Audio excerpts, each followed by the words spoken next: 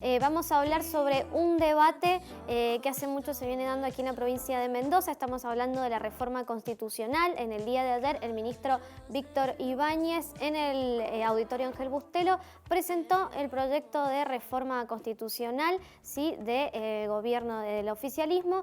Y para hablar sobre este tema y para que nos explique mejor qué procesos se tienen que dar para que una reforma constitucional se realice finalmente, estamos en comunicación con la abogada constitucionalista y profesora de Derecho Constitucional aquí en la Universidad Nacional de Cuyo, Gabriela Ábalos. ¿Cómo estás, Gabriela? Un gusto saludarte. Buenos días, un gusto para mí. Muchas gracias por la invitación. Gracias a vos por comunicarte con nosotros, darnos tu tiempo y explicarle a todos los mendocinos qué actividades, qué condiciones, qué procesos se tiene que dar para que una reforma constitucional se dé aquí en la provincia. Bueno, el texto constitucional mendocino tiene previsto el mecanismo que hay que transitar para su reforma. Ello supone primero que tomemos conciencia de lo que implica la Constitución de Mendoza. Ustedes saben que tanto a nivel nacional como a nivel de cada provincia estamos hablando del texto fundamental de cada una de estos órdenes de gobierno. Ujú. Estamos hablando de la norma que rige los destinos provinciales y de la nación con pretensiones de perdurabilidad. Es decir, estamos hablando de un texto constitucional, de la ley fundamental, de la ley suprema, que no es dictada solo para la coyuntura de un momento determinado, sino que, como bien decía Alberdi, supone esa carta de navegación, supone la instrumentación de un proyecto político de una comunidad, pero con visos de durar a mediano y largo plazo, de resolver lo que supone la convivencia en una comunidad, no solamente pensando en la coyuntura del momento. Tan Ujú. es así que la Constitución mendocina que nos rige es de 1916, que Ujú. si bien ha tenido algunas reformas, luego se dejaron sin efecto, lo que sí tiene a hoy son numerosas reformas de un solo artículo que nos Ujú. muestran un texto constitucional de 105 años con, por supuesto, algunas modificaciones puntuales, Ujú. pero que en definitiva nos está mostrando a los mendocinos que supimos darnos en 1916 un texto con esa pretensión de perdurabilidad. De Ujú. ahí que el procedimiento para reformar esta Constitución Ujú. ya tenemos que darnos cuenta que es un procedimiento complejo, es un procedimiento que requiere Claro. conceptos, Ujú. acuerdos y plazos determinados de duración. Ujú. Bien, Gabriela, y teniendo en cuenta esto que decías, que es la carta de navegación, que es un proceso totalmente complejo, que necesita muchos consensos, ¿cuántos intentos de reforma constitucional hubo aquí en la provincia aproximadamente? Bueno, si nos acordamos, desde el retorno a la legalidad institucional en 1983, tuvimos durante la gobernación de Bordón un primer intento de reforma de la Constitución que tuvo una interpretación jurisprudencial de la mano de nuestra Suprema Corte de Justicia en el año 89, que le puso freno a ese primer intento en función de la interpretación de los consensos. Ujú. Y en los posteriores procesos de reforma de más de un artículo han ido ocurriendo distintas circunstancias que imposibilitaron arribar a una reforma total o parcial. Pero sí hemos logrado, desde 1983 a la fecha, varias reformas de un solo artículo, donde indudablemente los consensos necesarios son también importantes, pero siendo un solo artículo, aparentemente lo hemos logrado más fácilmente. Y Ujú. luego, siendo un solo artículo, hemos podido comunicarlo y convencer a la ciudadanía para votar a favor de esa enmienda. Por Claro. ello es que les comento brevemente cuáles son los mecanismos de reforma de Sí. Mendoza. Tiene el texto constitucional dos mecanismos previstos. Uno, la reforma de un solo artículo. La enmienda se denomina. Sí. Supone un procedimiento que se inicia en el Poder Legislativo, se declara la necesidad de reforma de un solo artículo, con una mayoría agravada, 2/3 de los miembros de cada Cámara. Fíjense el consenso que nuestros representantes ya tienen que estar transparentando en la Sí. legislatura. Sí, sí. Además, la legislatura redacta ese artículo nuevo. Ujú. Luego de ello, en la próxima elección de diputados provinciales, dice la Constitución, seremos convocados los mendocinos a decir sí o no a ese artículo reformado. Esto supone que una vez que se sancionó esa norma, tendremos que ser informados los mendocinos, convencidos de que ese artículo merece ser reformado, y votaremos en la próxima elección de diputados por el sí o por el no.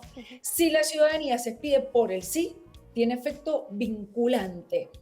Directamente el Poder Ejecutivo debe promulgar e ingresar en el texto constitucional ese artículo. Bien. Y si votásemos por el no, como fue la última enmienda de un solo artículo, queda automáticamente desechado. Fíjense la importancia que tiene la participación de los mendocinos, porque primero hicimos oír nuestra voz con diputados y senadores que son nuestros representantes, pero luego tiene que ser directamente nosotros, los ciudadanos, los que digamos sí o no a esa reforma. Luego, el otro procedimiento de reforma supone una reforma de más de un artículo, total o parcial, dice el texto constitucional, y merece la misma iniciación, es decir, diputados y senadores votando con 2/3 de los miembros de cada cámara a favor de esa ley de necesidad de reforma que va a incluir más de un artículo. Esto supone, imagínense, reformar aspectos que tienen que ver con los derechos, con los poderes, con la distribución del poder en el territorio, con los controles, más de un artículo. Si se vota en la legislatura por la necesidad de reforma, de nuevo somos convocados los mendocinos a decir sí o no en la próxima elección de diputados provinciales. Y decimos sí o no a esa norma reformada, diciendo sí o no a que continúe el procedimiento de reforma. Porque acá el sí de la ciudadanía es vinculante, pero no para que esa ley de necesidad de reforma se materialice en la Constitución, porque acá hace falta una convención constituyente.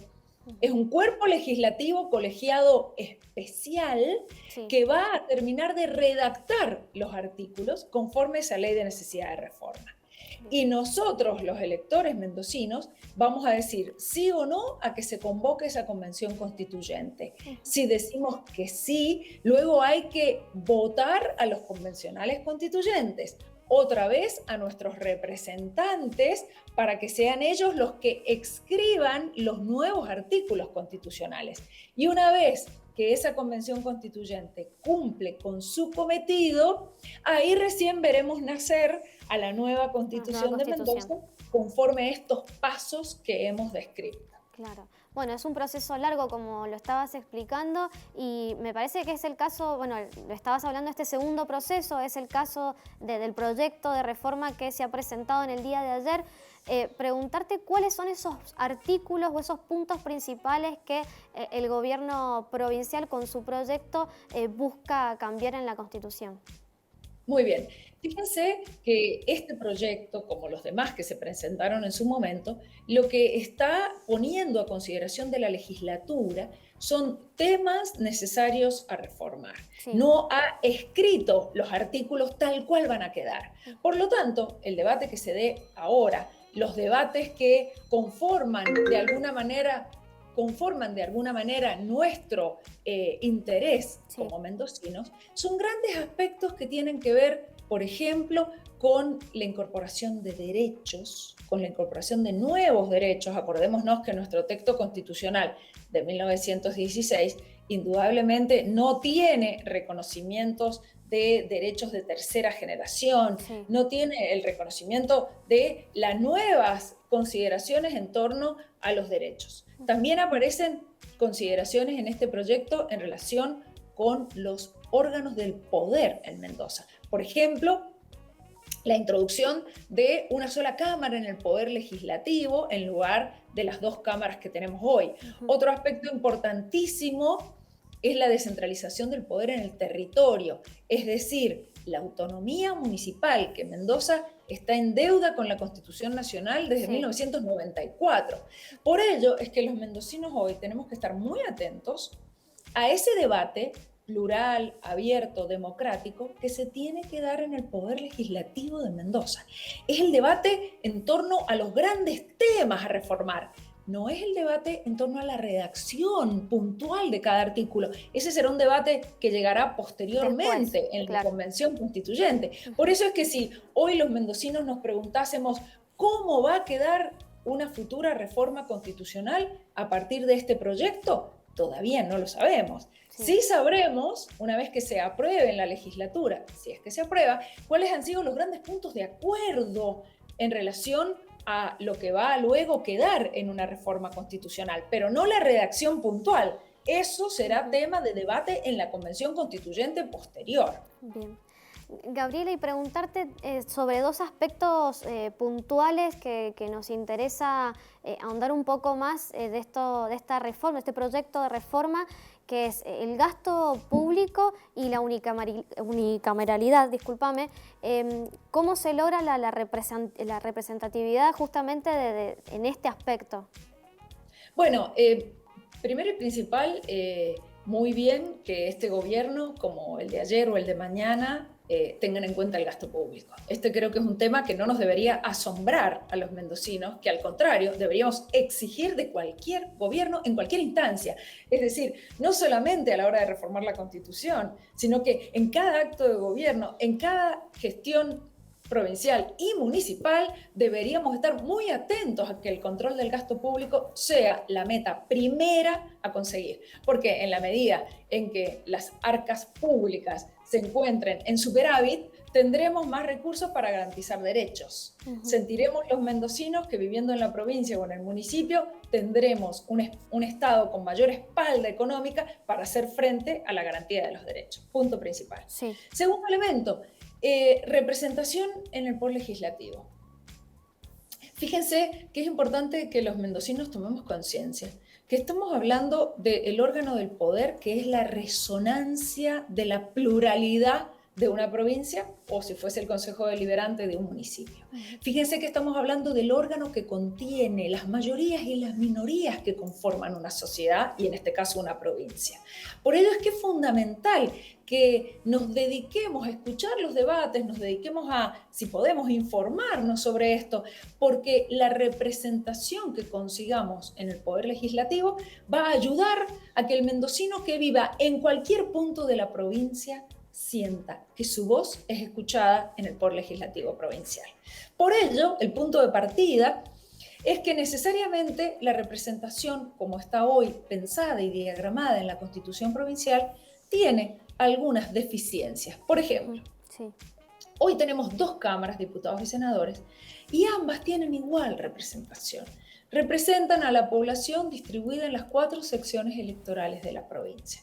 Fíjense que eso supone que en el diagrama de las secciones electorales, ambas cámaras son la resonancia de la población distribuida en las secciones, cuando en cambio podríamos pensar en la figura de una de estas 2 cámaras que hoy tenemos con representación territorial, donde, por ejemplo, pudieran representar a los municipios, donde pudiéramos representar a los distritos dentro de los municipios, para que entonces las ciudades más pobladas tengan una representación acorde a esa población en una cámara, pero luego los municipios con menos población, los distritos dentro de cada municipio, también tengan la voz en otra de esas cámaras. Ahora bien, si pasásemos a un modelo unicameral, una única cámara, deberíamos ser muy cuidadosos los mendocinos en que también se advierta en esa cámara única, también se advierta esta doble representación que es necesario tener, porque entonces podríamos tener una cámara única que tuviese una mitad de la cámara con la representación de la población distribuida en la provincia y la otra mitad de la Cámara con la representación de los departamentos o de los distritos. Es decir, tenemos que ser muy cuidadosos a la hora de debatir sobre el poder legislativo porque está en juego la soberanía popular, está en juego la representación plural, está en juego la participación de los mendocinos, sea cual fuere el lugar donde vivan. O sea que es muy importante que vivamos y que presenciemos un debate serio y responsable sobre los temas del poder legislativo. Bueno, Gabriela, has dado más que ejemplos y nos has explicado la necesidad de una reforma constitucional aquí en la provincia y preguntarte con tu experiencia, ¿cómo ves el panorama ahora en la actualidad? Va a ser un proceso muy largo, me imagino, para que este debate se siga dando aquí, pero ¿cómo ves esta puja política sobre la reforma? Bueno, me parece que es parte del juego democrático. Es decir, cualquier ley que se discute en la legislatura supone acuerdos y desacuerdos Ujú. y consensos a los que arribar. Imagínense si se trata de la Constitución provincial. Imagínense la necesidad de un consenso importantísimo para reformar el texto constitucional. De forma tal que hoy, ayer o mañana, cada vez que se instale el tema de la reforma constitucional, los mendocinos nos debemos sentir alegres y contentos si vemos debate, si vemos distintas opiniones sobre el tema. Lo que tenemos que buscar con la ley fundamental es el acuerdo de la mayor parte de nuestras fuerzas políticas o de nuestros partidos políticos. Porque justamente reformar la Constitución no es un tema de coyuntura, no se trata de ganar las próximas elecciones, se trata de pensar en la Mendoza del siglo XXI, de la Mendoza con una Constitución que le permita otros 100 años de gobernabilidad. Por lo tanto, bienvenido el debate, bienvenido el intercambio de ideas diferentes. Ahora, lo que sí tenemos que conseguir es el consenso, porque no se dará la reforma constitucional solamente con la voluntad de una fuerza político-partidaria.